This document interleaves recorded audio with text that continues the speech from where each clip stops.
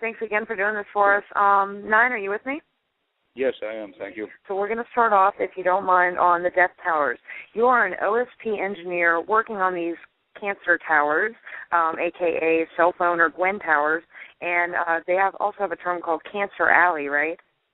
Yes. Okay, why don't you tell us a little bit about what you do?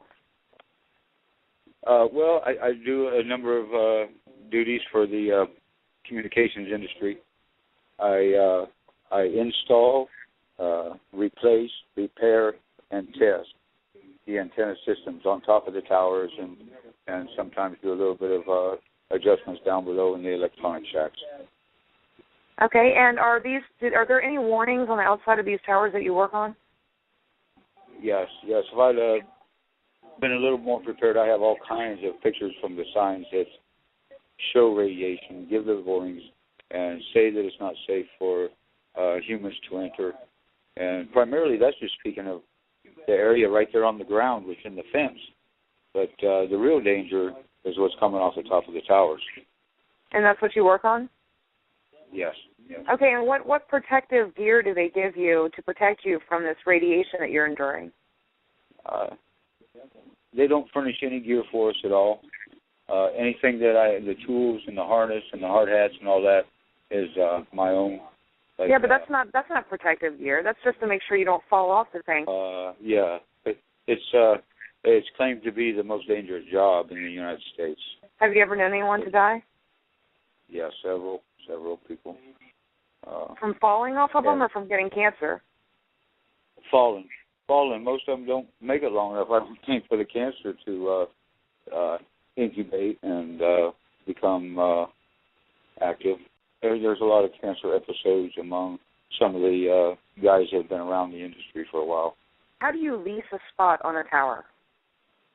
Well, like your local police department, fire department, or your phone company, your cable TV company, anybody that needs to get a microwave transmitter high up in the air to shoot a signal to the next receiver can go to somebody who owns a tower and say, I'd like to rent a spot on that tower from you.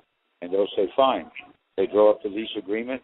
He goes up there and hangs his piece of equipment, runs a little piece of cable or whatever to the ground to hook it up, and it's his show. The people with the towers, the people in the tower business, generally are not in the communication business. They only buy property, build towers, and then lease those towers out to whoever, U.S. Cellular, Verizon, Windstream, et cetera, et cetera. There's a lot of equipment on just about every one of these towers that is not for cell phones, too, if that's... Right, okay. I want you to tell everyone about the FCC altering documents of radiation results. Well, the FCC wasn't so much responsible as the contractors hired to do the work. And rather than to set the equipment up properly, they have logs that need to be turned in, and these logs are generated from their meters, where the picture is stored of the wavelength, and the meter downloads to a computer or desktop. And these logs have to be accurate for the location and time that it says on there. But many of the guys alter the documentation, send it in anyway. And why do they do this? Inexperience primarily. The guys did not know how to set the equipment up properly, or they didn't know how to correct the components in the electronics that were creating a malfunction. So why would they hire someone that didn't know what they were doing? Well, if you stumble across a job like this and you have an opportunity to step into a contract that's going to gross $15 million a year, or maybe be 20 guys on the job site, then you want to get 20 of them on the job site, whether you have the experience hands or not. And I tell you right now, there is such a deficit in experienced hands that there's no way that all the jobs can be filled with experienced people right now. They've got to put what they can in there now because they're wanting the bottom line. They want the revenue. Are these towers endangering our lives? Definitely. And what's worse than some of the towers is when we mount these transmitters on the corner of your buildings. We've got them mounted on hospitals. We've got them mounted on apartment buildings. We've got them mounted on banks. we got them mounted all over, especially in these more densely populated cities. And those towers, those transmitters, they're on buildings. You can just about guarantee there are people working in other offices or apartments in direct line of that transmitter. And that's where they're creating what the industry calls cancer alleys. Right. You told me that some of the men that you had worked with could taste their fillings. Reported to me. I've never had it myself, but these antennas are on top of the towers. They say to stay away from them. I think it's like stay away from 2 feet from the back of it while it's energized, and they don't want you in the front of it at all. But I tell you, we don't shut them down to work on them, and there's a lot of work that needs to be done off the side and sometimes near the front of them. And I've had a couple guys tell me that they felt they tasted foil in their mouth while they were in the front of it, you know. What kind of contract did they write you up to agree to this job? Is there a disclaimer, like that they're not responsible for anything that happens to you? No, it's passed on down to each individual contract signed. But okay. If it ever came into court, and this has been the same throughout my life in several different industries. I've been a contractor and subcontractor all my life, but in every industry, it comes down to the same thing: that if there is an injury, then the work-related injury or illness is passed back up through court, back up to the prime contractor, and right into the customer's lap, and then the jury decides what percentage of responsibility each one of the people involved in this incident are responsible for. Right. You're admitting that these are leaking radiation, and the FCC or whoever is contracted by them is altering the documents and altering the results of the radiation that's coming from them. So if we can't even trust them, why would we have them next to schools and churches and stuff? Well, I can only tell you that they have large slurry ponds from coal mines resting on small hilltops directly above schoolhouses, and these slurry ponds are breaking their dams probably yearly. So I don't know why they would put that slurry pond above a schoolhouse of elementary aged children, and I don't know why they would want these towers anywhere near a school. Can you just basically give everyone a description or definition of what a death tower is? Well, a lot of the towers out there have antennas, transmitters up there that are doing a lot more than carrying your cell phone signals. And you know, they radiate harmful radiation to passive citizens, let alone the towers that are designed to control crowds in a non-lethal defense system. Right. You said it's a ground weapon defense system. Can you elaborate on that? It has been extensive since probably about 2005. But primarily it was all up and down the East Coast, particularly around D.C., Richmond, the hot spots in Virginia, where it's more than mind control. It's a physical body control.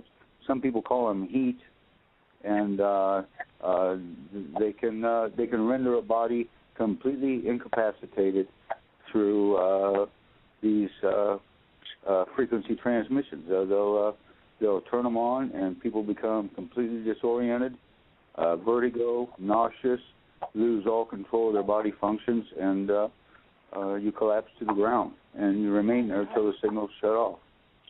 Right. So do you think they're setting these up, preparing for something, like in case they may need to use them on us? Yeah, that's exactly why they're put there. I mean, right, that's really scary. Another type of defense there that at a lower level transmission, it will cause like a hissing or a vibration or a hum, and no matter where you are, this sensation will seemingly be coming from directly behind your head, and the disorientation, the fear, it will stop anybody from any activity they might be up to, and it will take the wind out of your sail if you're there to obstruct justice or put up a fight. And I do know some people I work with who suffer extreme condition of vertigo and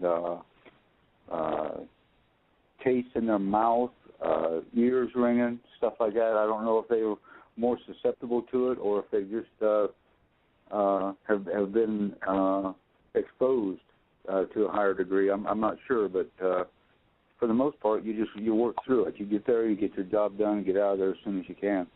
Right. Now, the FCC regulates these towers.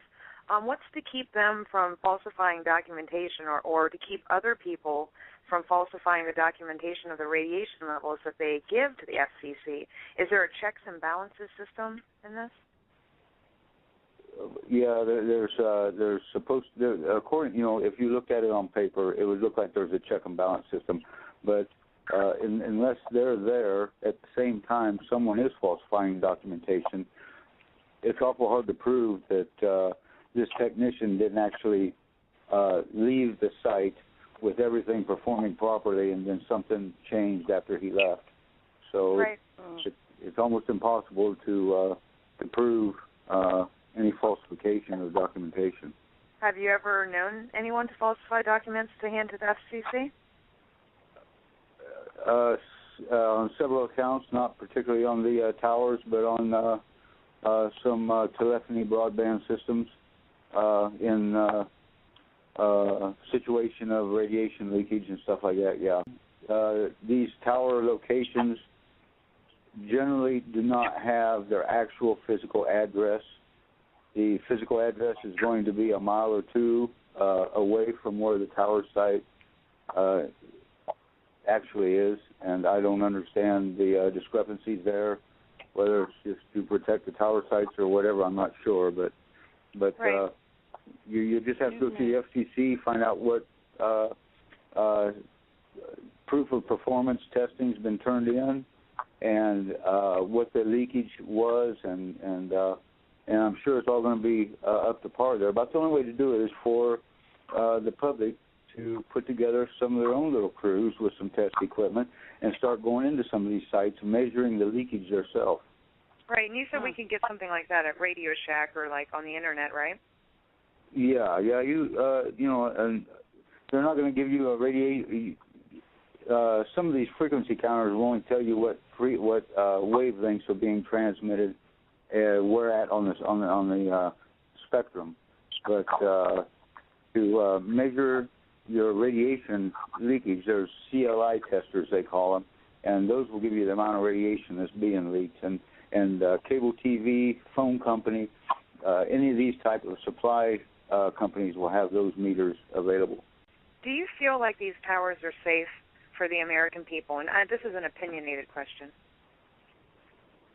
For several different reasons, they definitely are not safe. Okay. Yeah, I mean they're physical hazards. They're falling down. They're structurally not designed to be carrying the amount of weight that we're eventually putting up there. A lot of these things are older towers, and they weren't designed to have all this weight on them. Just the fact of age and corrosion is bringing some of them down. There's probably, I don't know, I'm guessing right now, but there's probably at least one every day catching on fire. And no, they're not safe. And that's not even to mention the radiation that's being transmitted from these towers. And many of the times these transmitters up there, they call them antennas, but they're transmitters. They have to be pointed in specific directions at specific angles, and many times you'll go up there and see that they're pointed down toward the ground. They're pointed in areas that they're not even supposed to be generating their signals. Right, so they could be pointed down at like the basketball court where the children are playing for some reason? I mean, is that possible? Okay. Yeah, and when we see that transmitter, when we see that antenna, it looks like maybe 8 foot tall by maybe 14 to 16 inches wide, and it's smooth covered. But that's just the cover. The transmitters are inside that, and it's hard to tell if they're mounted correctly in there, or if they're pointed down, or whatever. You know, I mean, this is something that's really too dangerous just to assume that everything's been put together correctly. Right, and you said that anyone can lease a spot on the tower. There'll be generally the cell phone up there will be 3 antennas on 3 sides of the tower, and they're about 8 foot tall, 1.5 feet wide, and the ones that are smaller than that, the ones that are round, these are not cell phone transmitters, and generally, I mean, they're all not healthy. They're all destructive to anything that's living. Maybe they just don't want us to be able to go down to the FCC or to the local courthouse and draw up the exact coordinates of these towers either. I don't know, but very seldom does the address match the physical location of the tower site. Right. Nine, you had some people threaten you, didn't you, after you reported them about falsifying the documents, right? Yeah, and nearly destroyed my career, and I mean, it put me on the run for several years. I mean, I had a group of 4 people that were chasing me from one ocean to the other, and kept showing up on job sites, pretending to be federal marshals, and it was crazy. It was crazy, and it was all because of some of these techs that were falsifying documentation on a particular job, and they were busted. Right. And, well, at least you were doing the right thing. I want to ask you if you feel any effects from the towers after years of working on them. Who knows what could be incubating? I mean, I feel fine, and right. But I know some of the other people I've worked with aren't doing so well. Right. How many people have died from like accidents on the towers? Well, just since January, I think there's probably been maybe 12 to 14. And they're all from falling? They're from falling off of them? That's so horrible. Yeah, and you know, and there's not that many of us out there. So I mean, 12 to 14 in 7 or 8 months may not seem like a lot, but it is. There's quite a few, and most of these guys are young. Most of them have families and young children, and yeah, it's really sad. I exposed those guys that were falsifying the documentation to the FCC, and so a lot of his people were terminated. One of them ended up doing federal time. He had been arrested before under the same pretenses of falsifying his documentation to the FCC. It wasn't a long time, but they sentenced him to a few years in federal prison. And so the owners of the company